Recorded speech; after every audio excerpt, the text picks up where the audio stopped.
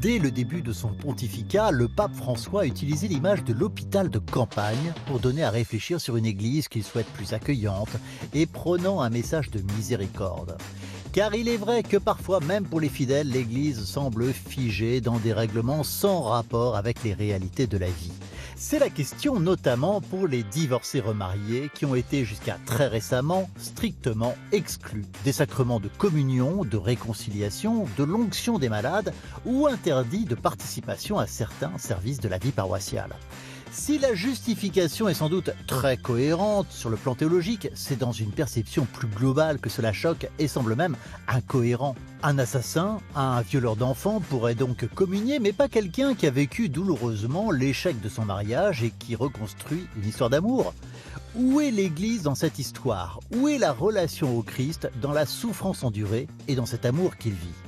Depuis les conclusions du synode sur la famille en 2016, les communautés ecclésiales sont invitées à trouver un accompagnement pour permettre d'écouter ces personnes au cas par cas et même d'envisager leur retour au sacrement. Mais cela est lent, semble souvent expérimental et surtout non généralisé. Pousser la porte d'une église ressemble encore pour eux à une partie de roulette russe. Bref, ça questionne, l'église et les divorcés remariés, peut-on sortir de l'impasse ? Et voilà une question importante et trop douloureuse pour trop de catholiques aujourd'hui et qui parle aussi de la vocation de notre Église. Bonjour à toutes, bonjour à tous. Bienvenue à vous, Père Guy Delachaux. Voilà, bienvenue aussi. Voilà, on est tous les deux les bienvenus. Voilà. Vous êtes prêtre du diocèse d'Évry depuis 25 ans. Vous accompagnez ces personnes séparées, divorcées et remariées au sein d'un réseau, le réseau Se Dire. On va en parler ce matin. Vous avez également écrit ce livre très intéressant, Nouvelle union après un divorce à la lumière du pape François. Précision importante car les choses semblent avancer depuis quelques années sur cette question douloureuse et difficile. Alors on l'a entendu dans l'éditorial d'Éric Paillet, beaucoup de souffrance quand même sur ces questions de personnes séparées, divorcées et parfois dans une nouvelle union de vie avec quelqu'un d'autre. Pourquoi avez-vous consacré une partie de votre vocation, 25 ans de vie de prêtre, à ces personnes en souffrance? Alors 25 ans de vie de prêtre où je ne faisais pas que ça. Hein, mais vous êtes très engagé quand même. J'étais très engagé, oui, tout à fait. Ben, ça m'est tombé dessus avec un groupe de jeunes adultes qui voulaient discuter des divorces et qui ont trouvé la position de l'Église complètement anachronique, enfin bon, et qui ont fini par mettre une exposition question à notre Église sur le divorce dans mon Église. Et cette exposition a fait venir des personnes divorcées. J'étais curé d'une église à Paris. A fait venir des personnes divorcées qui sont venues me voir et qui m'ont dit « on voudrait vous rencontrer ». Alors, il y en a 2, 3, bon, très bien. Je leur ai dit « on va se voir ensemble hein ». Et puis, un mois après, ils étaient 30. Et ça ne m'a plus quitté. Vous vous êtes rendu compte de quoi, du coup, à partir du moment où vous avez rencontré ces personnes? Alors, quand j'ai rencontré ces personnes, j'ai rencontré ensemble. Et ce qui m'a sauvé, c'est que je ne savais pas quoi leur dire. Voilà, c'est ça qui m'a sauvé. Donc, je les ai écoutés. Et alors, ils racontaient chacun leur histoire, etc. Et j'étais complètement médusé. Parce que pour moi, le divorce, c'était un problème théologique. Hein. Et voilà que tout d'un coup, le divorce devient des personnes. Et des personnes qui vivent une souffrance étonnante que je ne soupçonnais pas. Donc vous vous êtes rendu compte de ce décalage entre la solution, entre guillemets, théologique au problème du divorce et à la vie de ces personnes? Ce décalage était en moi. Hein? Mais c'est aussi le décalage de l'Église. C'est le décalage qui est en moi, qui était prêtre de l'Église. Hein. C'est aussi éventuellement ce décalage, oui, de l'Église. Mais il faut voir d'où on vient. Hein. C'est-à-dire qu'on vient d'une période où quand on était divorcé et divorcière mariée, on était traité d'infâme et on était excommunié. Hein. Bon, donc on vient de là et aujourd'hui, heureusement, les choses ont un peu avancé. Depuis le pape François, entre autres. Oh oui, mais bien avant. Bien avant, bien sûr. Avec le pape Jean-Paul II aussi, hein, ça a avancé déjà un petit peu. Hein. Et puis surtout, ce qui a fait avancer les choses, ce sont les divorcés. Alors, je vous propose d'aller rencontrer justement les divorcés, ces catholiques qui bien souvent se sentent exclus de l'Église. Et pour les soutenir, les équipes Notre-Dame ont créé il y a 10 ans les groupes Reliance qui proposent aux divorcés remariés de les accompagner. Comment voient-ils leur place dans l'Église? On regarde tout de suite ce reportage avec des témoignages très instructifs et parfois bouleversants.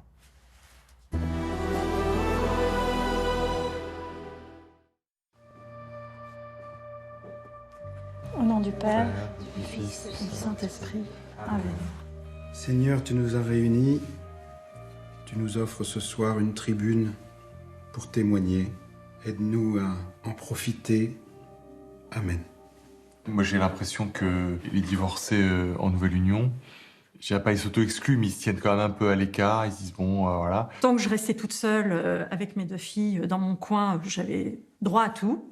Et le jour où en fait, je décide de revivre avec quelqu'un, eh ben non. Comme c'était une toute petite paroisse que tout se sait, donc il y a la peur du scandale. J'ai entendu des témoignages de couples qui m'ont extrêmement choquée en fait. Parce que leur vie de couple s'effondrait, les enfants s'effondraient et ils avaient même plus leur pilier de foi. Parce qu'on leur fermait les portes à travers la communion, à travers la confession. Et moi, je trouve ça vraiment terrible, ça. Et j'ai travaillé la rédaction de mon mémoire en demande d'annulation et j'ai interrompu le processus. L'Église et ses règles me sont apparues de très loin secondaires à ce que je souhaitais transmettre comme message à mes enfants. Et certainement pas qu'il y aurait eu une dissolution du lien qui leur avait donné naissance. Il faut absolument qu'on pense aux enfants, à nos enfants et aux enfants des autres qui sont dans les plus blackboulés, les plus meurtris de ces situations-là. Avant, à Maurice-Laetitia, on était enfermé dans une discipline qui était soit vous renoncez au sacrement, soit vous vivez en frères et sœurs. Vous renoncez soit à votre sexualité, soit au sacrement. Et c'est un choix qui est impossible. C'est une mutilation affective ou une mutilation spirituelle.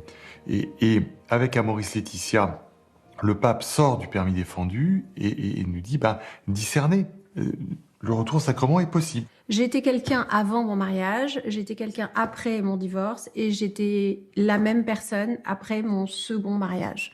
Donc j'ai jamais demandé l'avis de personne et j'ai continué à aller à la messe et j'ai continué à communier.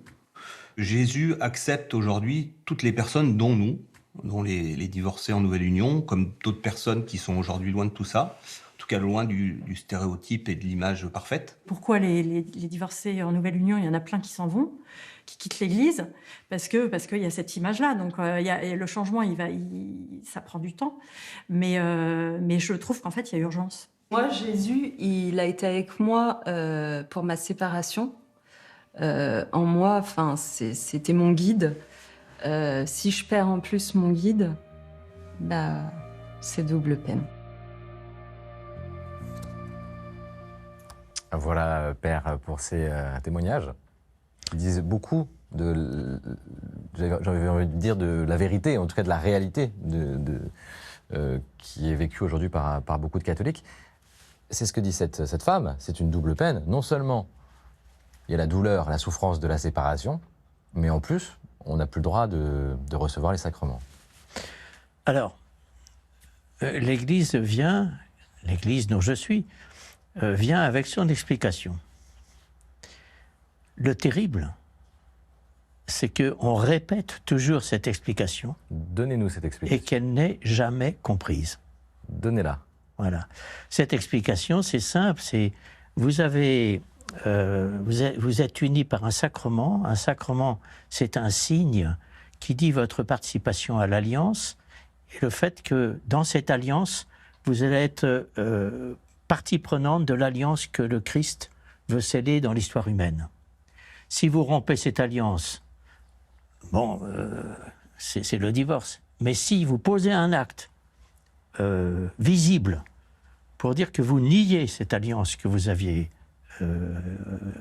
scellée, alors là, eh bien, vous ne pouvez plus participer aux actes de l'alliance, que sont les sacrements. D'accord, il y a cette logique-là, mais concrètement, dans la vie, ça veut dire qu'on ne peut plus réaimer ou s'engager à nouveau ? Voilà, c'est en effet je crois qu'il y a une distorsion entre le fait de ces personnes qui, en fin de compte, veulent rester chrétiennes, et puis de ces personnes qui, en même temps, ne peuvent plus vivre les signes qui leur permettent de rester chrétiennes. C'est un peu absurde quand même. Qu'est-ce que vous leur dites à ces personnes? Alors, moi, ce que je leur dis à ces personnes, c'est que Dieu, lui, ne les rejette pas. Dieu ne les rejette pas et que il faut qu'ils restent au cœur de l'Église pour dire « nous sommes chrétiens ». Et nous vivons cela, mais nous sommes chrétiens. Hein. Et je pense pas des chrétiens au rabais pour autant. Pardon ? Pas des chrétiens au rabais pour autant. Ils sont considérés comme au rabais. Oui. Hein, mais eux, ils vivent cette réalité-là, hein, qu'ils sont chrétiens. Et c'est dans la mesure où ils veulent le vivre que petit à petit, ils vont faire évoluer l'Église. Ils vont convertir l'Église. Hein. Je crois que c'est ça qui est derrière. L'Église est à convertir. Hein. Comme moi, personnellement, ces personnes-là m'ont converti. Hein. Ces personnes-là m'ont appris à relire l'Évangile autrement. Hein. Ces personnes-là m'ont appris à ne pas accepter de poser des actes, de dire des paroles qui sont en contradiction avec l'Évangile du Christ. Hein. Voilà, c'est aussi simple que ça. Hein. Elles m'ont appris cela. Nous nous comportons facilement comme des contrôleurs de la grâce. Regardez. Et non comme des facilitateurs. Mais l'Église n'est pas une douane. Elle est la maison paternelle où il y a de la place pour chacun avec sa vie difficile. C'est ce que vous disiez, c'est évidemment ce que nous dit Jésus et ce que disent les évangiles. Voilà ce que dit en tout cas le pape François dans cette exhortation apostolique Amoris Laetitia, qui est citée par l'un des témoins dans le reportage. Et le pape François dit aussi une autre phrase qui est très importante et qui complète celle-là. Hein. Il n'y a pas les familles réussies et puis les familles bancales. Il n'y a que des gens qui sont en chemin et l'essentiel, c'est que ce chemin, pour chacun, soit un chemin de croissance. Voilà. Je crois que c'est ça que j'ai essayé de vivre et que j'ai essayé de faire. C'est que le chemin de ces personnes devienne un chemin de croissance.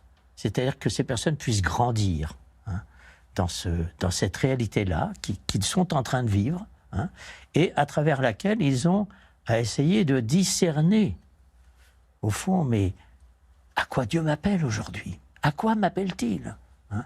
Et c'est à ce discernement que le pape François les appelle. Donc ce qui veut dire que un jour, elles pourront peut-être se remarier sans que ça pose de problème? Ce qui veut dire que...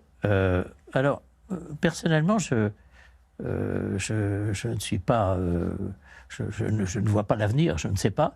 Mais ce que je sais, c'est que quand on vit avec elles un temps de prière à l'occasion de leur nouvelle union, eh bien, il y a là signifié cette présence de Dieu à leur côté hein, et qui les exhorte à continuer à vivre et à vivre de cet amour de Dieu hein, dans leur vie de tous les jours. La situation a évolué aussi en France selon les paroisses, selon les communautés religieuses. La situation est très différente, qu'on soit dans une paroisse ou dans une autre. La révolution que le pape François voudrait voir vivre dans l'Église hein, est une révolution extraordinaire. C'est-à-dire qu'il dit la loi n'est pas faite pour condamner. La loi, elle est faite pour indiquer un chemin. Et pour indiquer un chemin qui permette à la personne de percevoir et de discerner quel est l'appel de Dieu dans sa vie. Hein. Et si on fait de la loi une norme intangible, alors elle n'est plus un chemin, elle est une condamnation. Voilà. Et je crois qu'il nous invite à vivre cette révolution intérieure, c'est que ce qui est premier, hein, c'est qu'il y a Dieu qui nous aime d'un amour passionnel, passionné, hein, qui a une compassion hein, extraordinaire, et que ce Dieu qui nous aime de façon passionnée nous invite nous-mêmes à être habités par cet amour. Et c'est ça qui est l'essentiel. Et ces situations appellent l'Église aussi à peut-être sa première vocation, d'accueil, d'amour. Voilà, tout le monde est invité à la table du Seigneur. C'est ce que j'espère l'Église essaye de faire partout. mais on essaye de le faire avec nos limites, nos fragilités. Il y en a, je pense, qui ont peur, s'ils cèdent devant les personnes divorcées et remariées, s'ils leur donnent Ils ont peur de quoi? Ils ont peur qu'on brade l'essentiel. Ouais, c'est ça. Qu'on brade l'indissolubilité du mariage, qu'on brade cet appel de Dieu à faire que l'union entre l'homme et la femme devienne quelque chose d'essentiel dans la vie de quelqu'un, dans la vie d'une famille, dans la vie d'un couple, et devienne quelque chose d'essentiel, et même une pierre pour le salut du monde. Hein. Voilà. Je crois que c'est... Et je pense qu'il y en a qui ont peur qu'on brade tout ça. Et d'une certaine façon, je les comprends. Personnellement, c'est en suivant ces personnes que j'ai osé. Hein. Mais en même temps, je dis bien osé. Hein. Parce qu'au fond de moi-même, il y avait aussi ce décalage. Oui, ce décalage. Voilà, c'est... Oui. Je vous propose, Guy, maintenant de partir à Bron, dans le Rhône, à la rencontre d'un couple marié. L'un et l'autre n'ont jamais divorcé et pourtant ils se sentent concernés par la situation de ces catholiques dont on parle depuis le début de l'émission, divorcés et engagés dans une nouvelle union. Ils ont cofondé l'association Se Dire à Lyon. Vous les connaissez. Ils accompagnent ces couples vers un retour au sacrement. On regarde leur témoignage. C'est bouleversant également.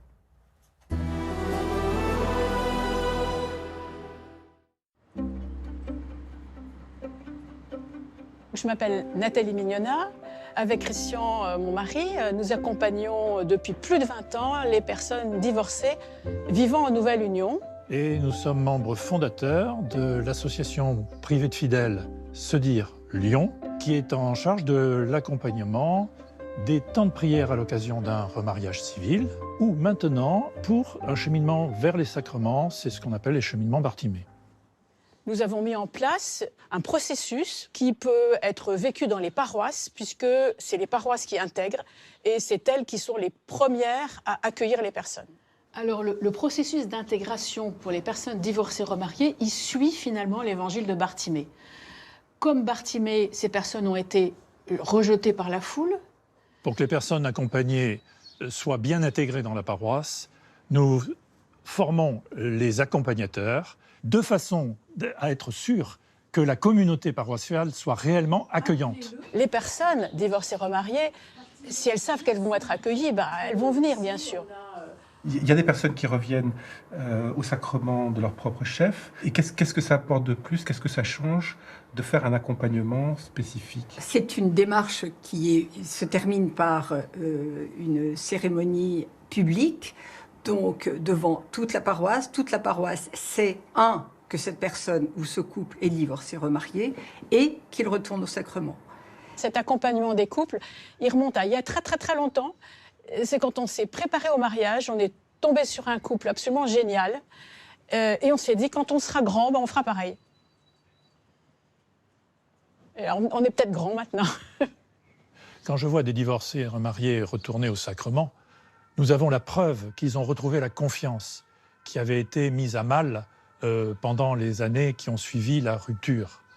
Et donc cette confiance, pour nous, ça nous fait grandir, ça nous donne énormément de joie.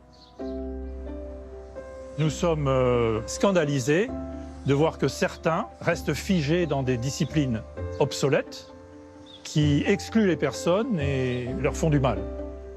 C'est pas l'Évangile. C'est pas l'Évangile, nous disent-ils. Qu'est-ce que vous pensez de ce témoignage? Ils sont concernés par ces questions-là, alors qu'ils ne vivent pas cette situation. Oui, mais parce qu'ils ont rencontré des personnes vivant cette situation. Et que ces personnes vivant cette situation leur ont petit à petit façonnés intérieurement pour se convertir eux-mêmes. Moi, je me souviens d'un couple sur la dernière paroisse où j'ai été, qui m'a demandé de fêter ses 25 ans de mariage. Alors je leur ai dit oui, pourquoi pas, au cours d'une messe dominicale. Oui, très bien. Alors je vais chez eux pour préparer, et je leur dis, mais je voudrais vous poser une question, pourquoi vous communiez pas? Et ils m'ont répondu, mais parce que Jean-Luc est divorcé. Et donc on est mariés, mais on ne peut pas communier. Et ça fait 25 ans qu'on est comme ça. Waouh. Je leur ai dit, écoutez, avant de savoir si vous allez participer à la messe, je vais vous donner les 6 critères que Monseigneur Thomas et que le pape François ensuite a repris pour essayer de voir sur quel chemin vous êtes et pour essayer de discerner à quoi Dieu vous appelle et est-ce qu'il vous appelle à vous approcher à nouveau de l'Eucharistie. Alors je leur ai donné ça, on s'est revus, ils m'ont dit, ces 6 critères, on les vit. J'ai dit, alors, tirez-en les conclusions. Oui, on veut bien à nouveau nous approcher de la communion. Et le jour de leurs 25 ans de mariage, ils ont été à la messe, donc à la messe dominicale. On a fait un petit quelque chose autour d'eux. Et à la fin, j'ai pris la parole. Et j'ai dit, écoutez, vous avez vu, Virginie et Jean-Luc ont communié. S'ils ne communiaient pas, c'est parce que Jean-Luc est divorcé. Je vous demande de les respecter. Ils ont discerné en vérité devant Dieu. Et c'est après ce discernement qu'ils ont décidé à nouveau de s'approcher de l'Eucharistie. Eh bien, je peux vous dire que cela a marqué la communauté, toute la communauté, tous ceux qui étaient là. Et vous n'avez pas eu de remarques négatives? Et je n'ai pas eu de remarques négatives.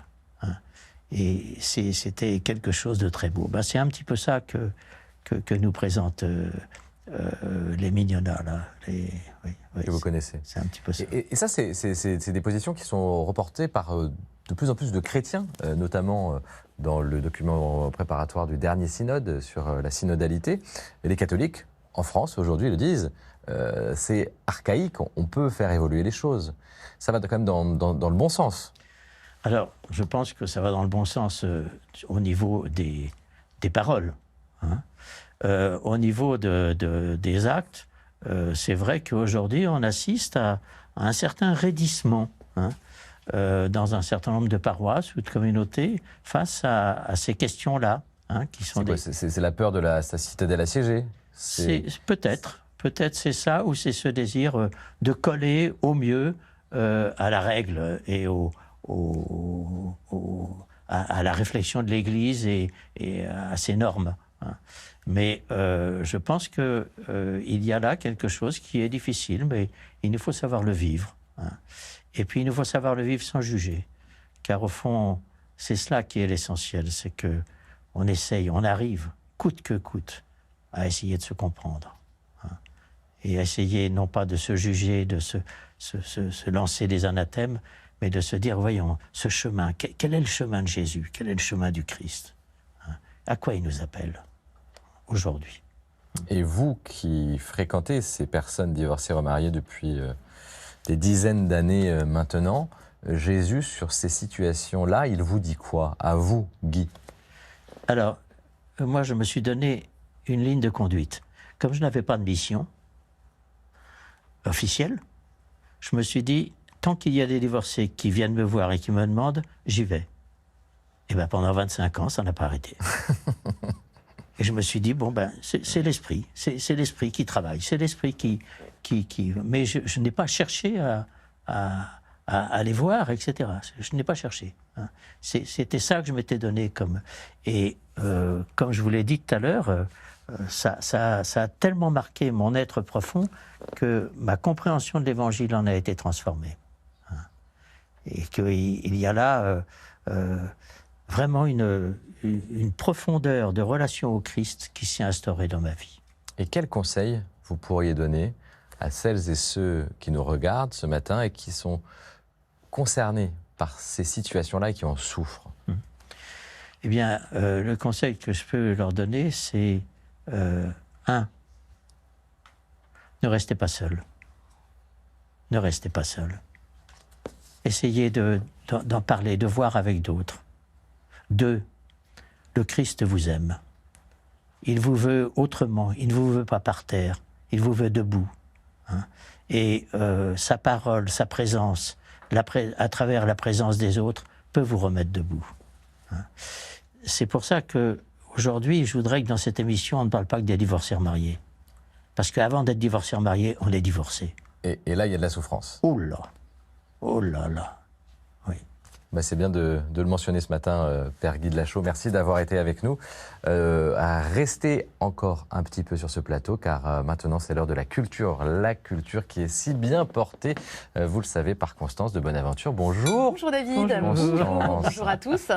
J'espère que vous allez bien. Je vais bien, merci. Et nous commençons votre chronique par un documentaire. Oui, avec ce très beau titre, Invincible été, qui est tiré d'une citation d'Albert Camus que j'ai très envie de vous lire. Au milieu de l'hiver, j'apprenais enfin qu'il y avait en moi un été invincible. Alors cet été invincible, c'est celui d'Olivier Goy, le héros du documentaire. C'est un père de 2 enfants, entrepreneur à succès. Il est atteint de la maladie de Charcot. C'est une maladie qui paralyse petit à petit toutes les fonctions vitales. Pourtant, Olivier Goy a décidé de savourer les quelques moments qui lui restent à vivre. Je vous propose de regarder tout de suite cet extrait de la bande-annonce. 1500 cas par an en France. On n'en connaît pas les causes.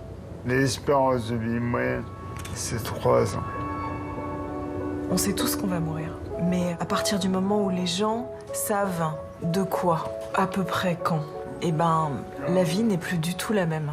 Il y a comme tout à coup un condensé de vie qui nous est donné. Et c'est votre cas, pour dire comment je fais pour que ma vie soit plus grande que la vie. Alors ce film nous plonge dans le quotidien d'Olivier Goy où on suit évidemment l'évolution de sa maladie, mais aussi et surtout dans ce combat qu'il va mener pour rendre sa vie intense et aussi pour apprivoiser la mort. Alors passionné de photos, Olivier Goy s'est aussi donné une autre mission, celle de montrer la force des fragiles et des malades. C'est un film très poignant, très beau, qui est avant tout un témoignage magnifique et très fort, et d'autant plus fort que la mort n'y est pas du tout un tabou. Invincible été de Stéphanie Pionka, et c'est actuellement dans vos salles. Quel témoignage, c'est très fort. Ouais. Fort. On passe complètement à autre chose et on change de décor. On va à Beaune, dans ces magnifiques hospices, avec une belle expo photo. Tout à fait. Alors l'expo s'appelle Seule étoile, l'élan d'une vocation.